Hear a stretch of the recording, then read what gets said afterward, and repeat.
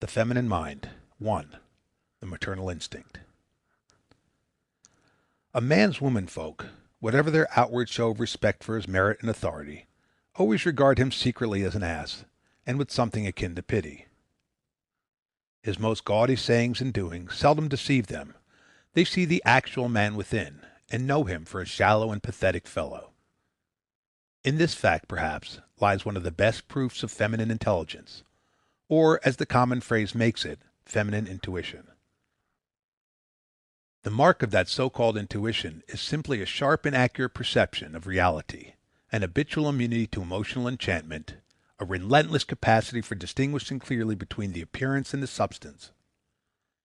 The appearance, in the normal family circle, is a hero, a magnifico, a demigod. The substance is a poor mountebank. The proverb that no man is a hero to his valet is obviously of masculine manufacture. It is both insincere and untrue. Insincere because it merely masks the egotistic doctrine that he is potentially a hero to everyone else, and untrue because a valet, being a fourth-rate man himself, is likely to be the last person in the world to penetrate his master's charlatanry. Who ever heard of a valet who didn't envy his master wholeheartedly, who wouldn't willingly change places with his master, who didn't secretly wish that he was his master? A man's wife labors under no such naive folly. She may envy her husband, true enough, certain of his more soothing prerogatives and sentimentalities. She may envy him his masculine liberty of movement and occupation, his impenetrable complacency, his peasant-like delight in petty vices, his capacity for hiding the harsh face of reality behind the cloak of romanticism, his general innocence and childishness. But she never envies him his puerile ego. She never envies him his shoddy and preposterous soul. This shrewd perception of masculine bombast and make-believe, this acute understanding of man as the eternal tragic comedian, is at the bottom of that compassionate irony which passes under the name of the maternal instinct. A woman wishes to mother a man simply because she sees into his helplessness, his need of an amiable environment, his touching self-delusion. That ironical note is not only daily apparent in real life, it sets the whole tone of feminine fiction. The woman novelist, if she be skilled enough to rise out of the mere imitation into genuine self-expression, never takes her heroes quite seriously. From the day of George Sand to the day of Selma Langdorf, she has always got into her character study a touch of superior aloofness, of ill-concealed derision. I can't recall a single masculine figure created by a woman who was not, at bottom, a booby. 2. Woman's intelligence. That it should still be necessary at this late stage in the senility of the human race to argue that women have a fine and fluid intelligence is surely an eloquent proof of the defective observation, incurable prejudice, and general imbecility of their lords and masters. One finds very few professionals of the subject, even among admitted feminists, approaching the fact as obvious. Practically all of them think it necessary to bring up a vast mass of evidence to establish what should be an axiom. Even the Franco-Englishman W.L. George, one of the most sharp-witted of the faculty, wastes a whole book upon the demonstration, and then, with a great air of uttering something new, gives it the humorless title of, quote, "The Intelligence of Women," end quote. The intelligence of women, forsooth! As well devote a laborious time to the sagacity of serpents, pickpockets, or Holy Church.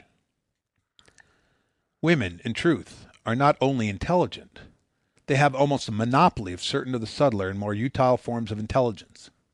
The thing itself, indeed, might be reasonably described as a special feminine character. There is in it, in more than one of its manifestations, a femaleness as palpable as the femaleness of cruelty, masochism, or rouge. Men are strong, men are brave in physical combat, men have sentiment, men are romantic, and love what they conceive to be virtue and beauty. Men incline to faith, hope, and charity. Men know how to sweat and endure. Men are amiable and fond. But in so far as they show the true fundamentals of intelligence, insofar as they reveal a capacity for discovering the kernel of eternal verity in the husk of delusion and hallucination, and a passion for bringing it forth, To that extent, at least, they are feminine, and still nourished by the milk of their mothers. "Human creatures," says George, borrowing from Weininger, "are never entirely male or entirely female. There are no men, there are no women, but only sexual majorities." Find me an obviously intelligent man, a man free from sentimentality and illusion, a man hard to deceive, a man of the first class, and I'll show you a man with a wide streak of woman in him. Bonaparte had it, Goethe had it, Schopenhauer had it, Bismarck and Lincoln had it. In Shakespeare, if the Freudians are to be believed, it amounted to downright homosexuality. The essential traits and qualities of the male, the hallmarks of the unpolluted masculine, are at the same time the hallmarks of the Schlossskopf. The caveman is all muscles and mush. Without a woman to rule him and to think for him, he is truly a lamentable spectacle. A baby with whiskers, a rabbit with the frame of an auroch, a feeble and preposterous caricature of God. It would be an easy matter, indeed, to demonstrate that superior talent in man is practically always accompanied by this feminine flavor, that complete masculinity and stupidity are often indistinguishable. Lest I be misunderstood, I hasten to add that I do not mean to say that masculinity contributes nothing to the complex of chemico-physiological reactions which produces what we call talent. All I mean to say is that this complex is impossible without the feminine contribution, that it is a product of the interplay of the two elements. In women of genius, we see the opposite picture. They are commonly distinctly mannish, and shave as well as shine. Think of George Sand, Catherine the Great, Elizabeth of England, Rosa Bonheur, Teresa Carreño, or Cosima Wagner. The truth is that neither sex, without some fertilization by the complementary characters of the other, is capable of the highest reaches of human endeavor. Man, without a saving touch of woman in him, is too doltish, too naive and romantic, too easily deluded and lulled to sleep by his imagination to be anything above a cavalryman, a theologian, or a bank director. And woman, without some trace of that divine innocence which is masculine, is too harshly the realist for those vast projections of the fancy which lie at the heart of what we call genius. Here, as elsewhere in the universe, the best effects are obtained by a mingling of elements. The wholly manly man lacks the wit necessary to give objective form to his soaring and secret dreams, and the wholly womanly woman is apt to be too cynical a creature to dream at all. 3. The masculine bag of tricks. What men in their egoism constantly mistake for a deficiency of intelligence in women is merely an incapacity for mastering that mass of small intellectual tricks, that complex of petty knowledges, that collection of cerebral rubber stamps which constitutes the chief mental equipment of the average male. A man thinks he is more intelligent than his wife because he can add up a column of figures more accurately, and because he understands the imbecile jargon of the stock market, and because he is able to distinguish between the ideas of rival politicians, and because he is privy to the minutiae of some sordid and degrading business or profession, say soap selling or the law. But these empty talents, of course, are not really sounds of a profound intelligence. They are in fact merely superficial accomplishments, and their acquirement puts little more strain on the mental powers than a chimpanzee suffers in learning how to catch a penny or scratch a match. The whole bag of tricks of the average businessman, or even of the average professional man, is inordinately childish. It takes no more actual sagacity to carry on the everyday hawking and haggling of the world, or to ladle out its normal doses of bad medicine and worse law, than it takes to operate a taxicab or fry a pan of fish. No observant person, indeed, can come into close contact with the general run of business and professional men. I confine myself to those who seem to get on in the world and exclude the admitted failures, without marveling at their intellectual lethargy, their incurable ingenuousness, their appalling lack of ordinary sense. The late Charles Francis Adams, a grandson of one American president and the great-grandson of another, after a long lifetime in intimate association with some of the chief business "geniuses" of that paradise and traders and usurers, the United States, reported in his old age that he had never heard a single one of them say anything worth hearing. These were vigorous and masculine men, and in a man's world they were successful men. but intellectually they were all blank cartridges. There is, indeed, fair ground for arguing that, if men of that kidney were generally intelligent, they would never succeed at their gross and driveling concerns; that their very capacity to master and retain such balderdash as constitutes their stock in trade is proof of their inferior mentality. The notion is certainly supported by the familiar incompetency of first-rate men for what are called practical concerns.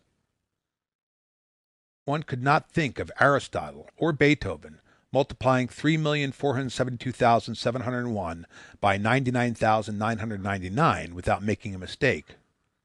Nor could one think of him remembering the range of this or that railway share for 2 years, or the number of tenpenny nails in a hundredweight, or the freight on lard from Galveston to Rotterdam. And by the same token, one could not imagine him expert at billiards, or at grouse shooting, or at golf, or at any of the other idiotic games at which what are called successful men commonly divert themselves.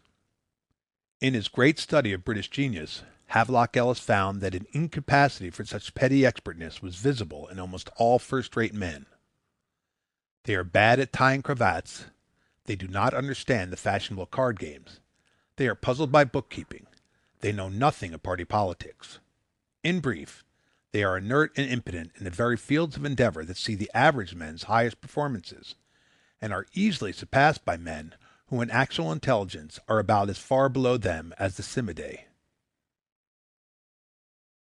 This lack of skill at manual and mental tricks of a trivial character, which must inevitably appear to a barber or a dentist as stupidity, and to a successful haberdasher as downright imbecility, is a character that men of the first class share with women of the first, second, and even third classes. There is at the bottom of it, in truth, something unmistakably feminine. Its appearance in a man is almost invariably accompanied by the other touch of femaleness that I have described. Nothing, indeed, could be plainer than the fact that women, as a class, are sadly deficient in the small expertness of men as a class. One seldom, if ever, hears of them succeeding in the occupations which bring out such expertness most lavishly. For example, tuning pianos, repairing clocks, practicing law, that is, matching petty tricks with some other lawyers, painting portraits, keeping books, or managing factories, despite the circumstance that the great majority of such occupations are well within their physical powers, and that few of them offer any very formidable social barriers to female entrance. There is no external reason why women shouldn't succeed as operative surgeons. The way is wide open, the rewards are large, and there is a special demand for them on grounds of modesty. Nevertheless, not many women graduates in medicine undertake surgery, and it is rare for one of them to make a success of it. There is, again, no external reason why women should not prosper at the bar, or as editors of newspapers, or as managers of the lesser sort of factories, or in the wholesale trade, or as hotel keepers. The taboos that stand in the way are very small for us. Various adventurous women have defied them with impunity. Once the door is entered, there remains no special handicap within. But, as everyone knows, the number of women actually practicing these trades and professions is very small, and few of them have attained to any distinction in competition with men. 4. Why women fail. The cause thereof, as I say, is not external but internal. It lies in the same disconcerting apprehension of the larger realities, the same impatience with the paltry and meretricious, the same disqualification from mechanical routine and empty technique which one finds in the higher varieties of men. Even in the pursuits which, by the custom of Christendom, are especially their own, women seldom show any of that elaborately conventionalized and half-automatic proficiency which is the pride and boast of most men. It is a commonplace of observation, indeed, that a housewife who actually knows how to cook, or who can make her own clothes with enough skill to conceal the fact from the most casual glance, or who is competent to instruct her children in the element of morals, learning, and hygiene, it is a platitude that such a woman is very rare indeed, and that when she is encountered she is not usually esteemed for her general intelligence. This is particularly true in the United States, where the position of women is higher than in any other civilized or semi-civilized country, and the old assumption of their intellectual inferiority has been most successfully challenged. The American dinner table, in truth, becomes a monument to the defective technique of the American housewife. The guest who respects his esophagus, invited to feed upon its discordant and ill-prepared victuals, evades the experience as long and as often as he can, and resigns himself to it, as he might resign himself to being shaved by a paralytic. Nowhere else in the world have women more leisure and freedom to improve their minds, and nowhere else do they show a higher level of intelligence or take part more effectively in affairs of the first importance. But nowhere else is there worse cooking in the home, or a more inept handling of the whole domestic economy, or a larger dependence upon the aid of external substitutes, by men provided, for the skill that is wanted where it theoretically exists. It is surely no mere coincidence that the land of the emancipated and enthroned woman is also the land of canned soup, of canned pork and beans, of whole meals in cans, and of everything else ready-made. And nowhere else is there a more striking tendency to throw the whole business of training the minds of children upon professional teachers, and the whole business of instructing them in morals and religion upon so-called Sunday schools, and the whole business of developing and caring for their bodies upon playground experts, sex hygienists, and other such professionals, most of them mountebanks. In brief, women rebel, often unconsciously, sometimes even submitting all the while, against the dull, mechanical tricks of the trade that the present organization of society compels them to practice for a living, and that rebellion testifies to their intelligence. If they enjoyed and took pride in those tricks, and showed it by diligence and skill, they would be on all fours with such men as are head waiters, ladies' tailors, schoolmasters, or carpet beaters, and proud of it. The inherent tendency of any woman above the most stupid is to evade the whole obligation, and, if she cannot actually evade it, to reduce its demands to the minimum. And when some accident purges her, either temporarily or permanently, of the inclination to marriage, of which much more anon, and she enters into competition with men in the general business of the world, the sort of career that she commonly carves out offers additional evidence of a mental peculiarity. In whatever calls for no more than an invariable technique and a feeble chicanery, she usually fails. In whatever calls for independent thought and resourcefulness, she usually succeeds. Thus she is almost always a failure as a lawyer, for the law requires only an armament of hollow phrases and stereotyped formulae, and a mental habit which puts these phantasms above sense, truth, and justice. And she is almost always a failure in business, for business in the main is so foul a compound of trivialities and rogueries that her sense of intellectual integrity revolts against it. But she is usually a success as a sick nurse, for that profession requires ingenuity, quick comprehension, courage in the face of novel and disconcerting situations, and above all, a capacity for penetrating and dominating character. And wherever she comes into competition with men in the arts, particularly on those secondary planes where simple nimbleness of mind is unaided by the master strokes of genius, she holds her own invariably. The best and most intellectual, that is, most original and enterprising play actors are not men, but women, and so are the best teachers and blackmailers, and a fair share of the best writers and public functionaries and executants of music. In the demi-monde one will find enough acumen and daring, and enough resilience in the face of special difficulties, to put the equipment of any exclusively male profession to shame.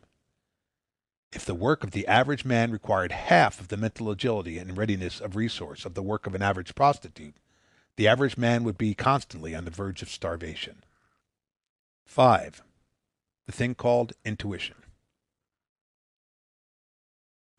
Men, as everyone knows, are disposed to question the superior intelligence of women.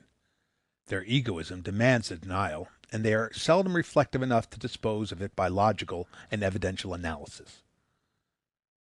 Moreover, as we shall see a bit later on, there is a certain specious appearance of soundness in their position. They have forced upon women an artificial character which well conceals their real character, and women have found it profitable to encourage the deception. But though every normal man thus cherishes the soothing unction that he is the intellectual superior of all women, and particularly of his wife, he constantly gives the lie to his pretension by consulting and deferring to what he calls her intuition. That is to say, he knows by experience that her judgment in many matters of capital concern is more subtle and searching than his own, and being disinclined to accredit this greater sagacity to a more competent intelligence, he takes refuge behind the doctrine that it is due to some impenetrable and intangible talent for guessing correctly, some half mystical supersense, some vague and, in essence, infrahuman instinct. The true nature of this alleged instinct, however, is revealed by an examination of the situations which inspire a man to call it to its aid. These situations do not arise out of the purely technical problems that are his daily concern, but out of the rarer and more fundamental, and hence enormously more difficult problems which beset him only at long and irregular intervals, and so offer a test not of his mere capacity for being drilled, but of his capacity for genuine ratiocination. No man, I take it, save one consciously inferior and henpecked, would consult his wife about hiring a clerk, or about extending credit to some paltry customer, or about some routine piece of tawdry swindling. But not even the most egoistic man would fail to sound the sentiment of his wife about taking a partner into his business, or about standing for public office, or about combating unfair and ruinous competition, or about marrying off their daughter. Such things are of massive importance. They lie at the foundation of well-being. They call for the best thought that a man confronted by them can muster. The perils hidden in a wrong decision overcome even the clamors of vanity. It is in such situations that the superior mental grasp of women is an obvious utility, and has to be admitted. It is here that they rise above the insignificant sentimentalities, superstitions, and formulae of men, and apply to the business their singular talent for separating the appearance from the substance, and so exercise what is called their intuition. Intuition? With all respect, bosh. Then it was intuition that led Darwin to work out the hypothesis of natural selection. Then it was intuition that fabricated the gigantically complex score of de Valkyrie. Then it was intuition that convinced Columbus of the existence of land to the west of the Azores. All this intuition, of which so much transcendental rubbish is merchanted, is no more and no less than intelligence. Intelligence so keen that it can penetrate to the hidden truth through the most formidable wrappings of false semblance and demeanor, and so little corrupted by sentimental prudery that it is equal to even most difficult task of hauling the truth out into the light in all its naked hideousness. Women decide the larger questions of life correctly and quickly, not because they are lucky guessers, not because they are divinely inspired, not because they practice a magic inherited from savagery, but simply and solely because they have sense. They see at a glance what most men could not see with searchlights and telescopes. They are at grips with the essentials of a problem before men had finished debating its mere externals. They are the supreme realists of the race. Apparently illogical, they are the possessors of a rare and subtle superlogic. Apparently whimsical, they hang on to the truth with a tenacity which carries them through every phase of its incessant, jelly-like shifting of form. Apparently unobservant and easily deceived, they see with bright and horrible eyes. In men, too, the same merciless perspicacity sometimes shows itself.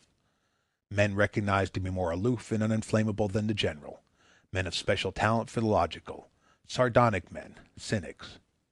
Men, too, sometimes have brains. But that is a rare, rare man, I venture, who is as steadily intelligent, as constantly sound in judgment, as little put off by appearances, as the average woman of 48. End of Chapter 1. The Feminine Mind.